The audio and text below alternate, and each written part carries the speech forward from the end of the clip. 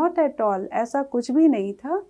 The loaves, वो जो loaves लेकर आता था बेचने के लिए, वर बॉट, वो खरीद लिए जाते थे, बाय सम पैस्कीन और बेस्टीन, वो पैस्कीन या बेस्टीन खरीद लिया करती थी। ये कौन थी?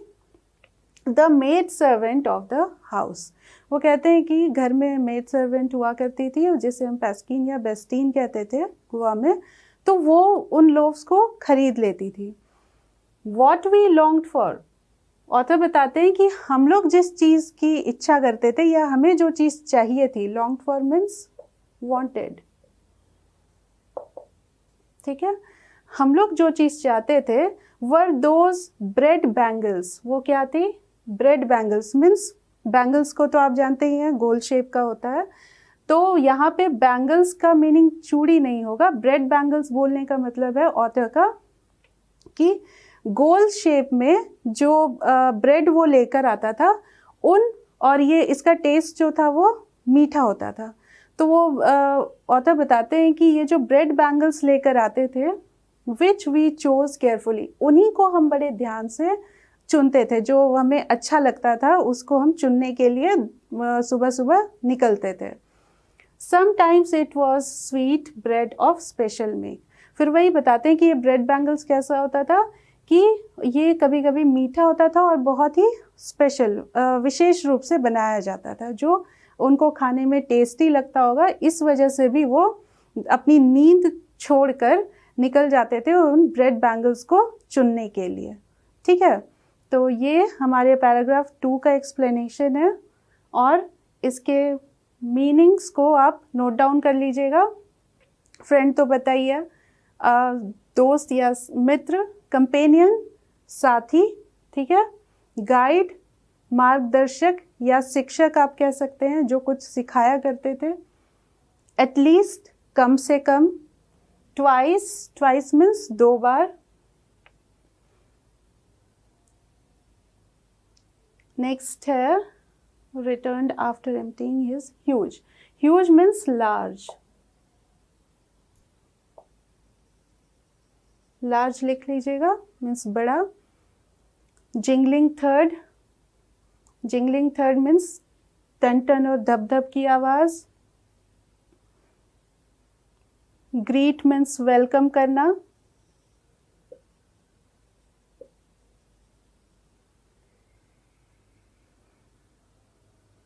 longed for आपने नोट डाउन कर लिया होगा, wanted, ठीक है, इसे नोट डाउन कर लेंगे।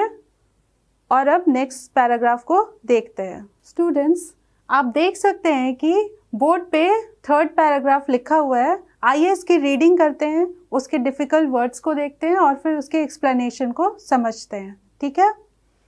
The baker made his musical entry on the scene with the jang jang sound of his specially made bamboo stuff. One hand supported the basket on his head and other banged the bamboo on the ground. He would greet the lady of the house with good morning and then place his basket on the vertical bamboo. We kids would be pushed aside with a mild rebuke and the loaves would be delivered to the servant. But we would not give up. We would climb a bench or the parapet and peep into the basket. Somehow, I can still recall the typical fragrance of those loaves. Loaves for the elders and the bangles for the children. Then, we did not even care to brush our teeth or wash our mouths properly. And why should we? We would take the trouble of plucking the mango leaf for the toothbrush. And why was it necessary at all? The tiger never brushed his teeth.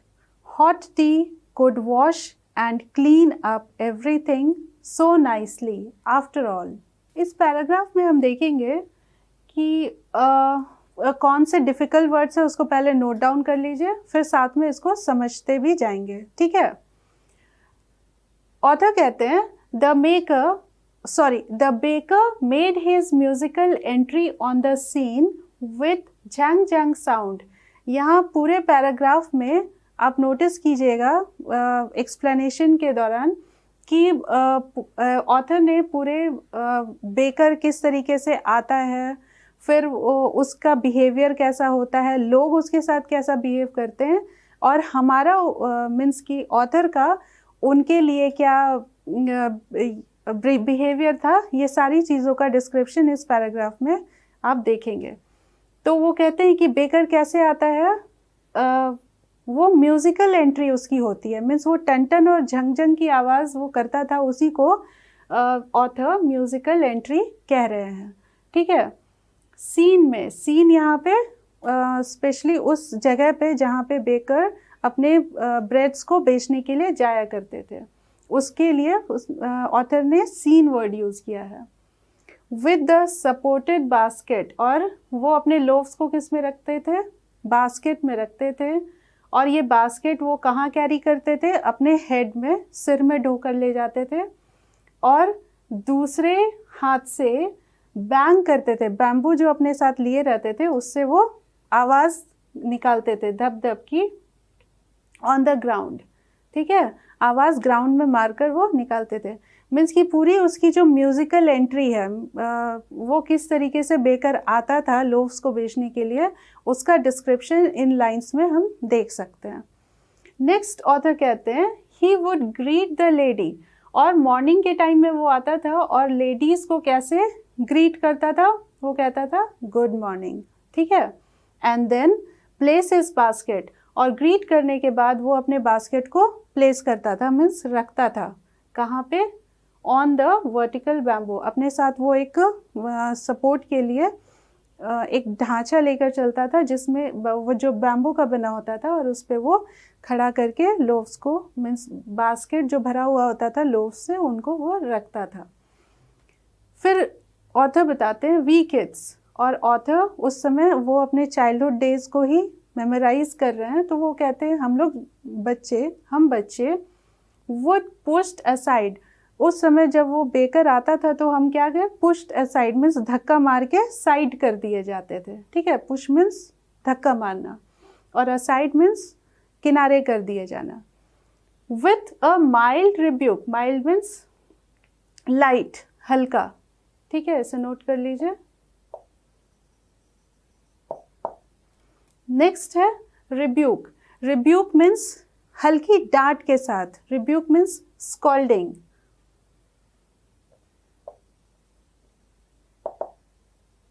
Means उनको चाइट किया जाता था या scold किया जाता था और धक्के मार के साइड कर दिया जाता था।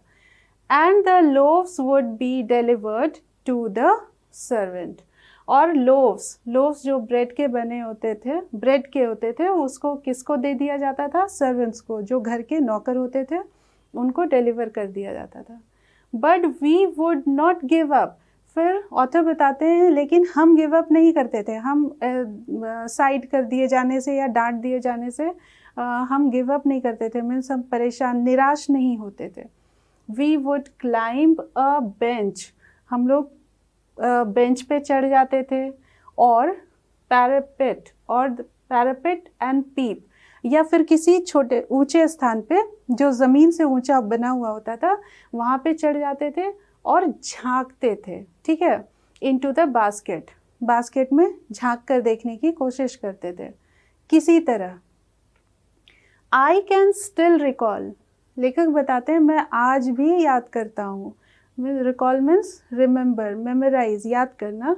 द टिपिकल फ्रेगरेंस, वो जो महक, वो स्पेशल उसकी जो खुशबू होती थी, उसको मैं आज भी याद करता हूँ। आज वो एडल्ट हैं, ठीक है, और वो उन्होंने ही सारा डिस्क्रिप्शन लिखा है, तो वो कहते हैं कि ये आज भी वो जो खुशबू है लोव्स की, वो मुझे याद है, of those loaves for the elders. फिर वो लेखक बताते हैं कि एल्डर्स के लिए क्या आते थे, लोव्स आते थे, and the bangles for the children, और हम बच्चों के लिए वो बैंगल्स आया करते थे। ठीक है, तो बैंगल्स क्या होते थे, वो ब्रेड का ही बना होता था, लेकिन वो उसका टेस्ट जो था वो स्वीट था। Then we did not even care to brush our teeth. फिर ऑथर बताते हैं कि हम लोग ध्यान नहीं देते थे कि हमने ब्रश किया है या नहीं किया है, ठीक है। और वॉश आवर माउथ, और अपने मुंह को भी धोने में ज़्यादा ध्यान ठीक तरह से धोते नहीं थे। एंड वाई शुड वी, और उस पर उन लेखक को बुरा भी नहीं फील होता है कि वो ब्रश नहीं करते या मुंह नहीं धोते सुबह सुबह, तो वो कहते हैं एंड वाई शुड वी, और हम ऐसा क्यों करें। और उसी को जस्टिफाई करने के लिए, मीन्स अपनी बात को ठीक करने के लिए, वो आगे कहते हैं who would take the trouble of plucking the mango leaf. Plucking means तोड़ना, मैंगो लीफ तो समझ ही रहे होंगे, आम की पत्तियाँ, फॉर द टूथब्रश। वो कहते हैं कि टूथब्रश बनाने के लिए कौन इतना परेशानी उठाएगा, इतना ट्रबल कौन लेगा कि आम की पत्तियों को प्लक करो और उससे ब्रश को अपने दांतों को साफ करो। वो कहते हैं and why was it necessary, और दांत साफ करना इतना ज़रूरी भी क्यों है। The tiger never brushed his teeth. वो इसी को आगे कहते हैं कि शेर तो अपने मुंह कभी नहीं धोता, अपने दांत कभी नहीं साफ करता, तो हम क्यों करें। Hot T could wash and clean up everything so nicely after all. और फिर आगे वो कहते हैं कि गर्म चाय जब हम पियेंगे तो ऑटोमेटिक जो है हमारे दांत या हमारा मुंह ऑटोमेटिक साफ़ हो जाएगा, और ये बहुत अच्छी तरह से साफ़ होगा, ठीक है। तो इस तरीके से सारा डिस्क्रिप्शन किस तरीके से बेकर आता था उनके घर पे, वो क्या बच्चों के लिए क्या लाता था, एल्डर्स के लिए क्या लाता था। फिर ऑथर बताते हैं कि वो ब्रश क्यों नहीं करते थे, क्योंकि उनकी एक्साइटमेंट होती थी कि जल्दी से वो ब्रेड बैंगल्स को खा लें, इसीलिए वो पूरा अपना तर्क देते हैं कि क्यों वो ब्रश नहीं किया करते थे। और अपना कंपैरिजन वो करते हैं कि टाइगर भी तो मुंह नहीं धोता है, तो मैं क्यों मुंह धोऊं, ठीक है। तो ये सारा एक्साइटमेंट वो अपना बताते हैं कि किस तरीके से बचपन में वो एक्साइटेड रहते थे कि वो टेस्टी ब्रेड बैंगल्स को खाने के लिए। और इसी वजह से आप देखते हैं कि इतना ब्यूटीफुल डिस्क्रिप्शन उन्होंने इस पैराग्राफ में हमें दिया है, राइट। डियर स्टूडेंट्स, आज आपने चैप्टर 7 ग्लिम्पसेस ऑफ इंडिया के part 1 a baker from Goa के पैराग्राफ 1, 2 और 3 को पढ़ा और उसके एक्सप्लेनेशन को समझा। इसके नेक्स्ट पार्ट को हम नेक्स्ट वीडियो में डिस्कस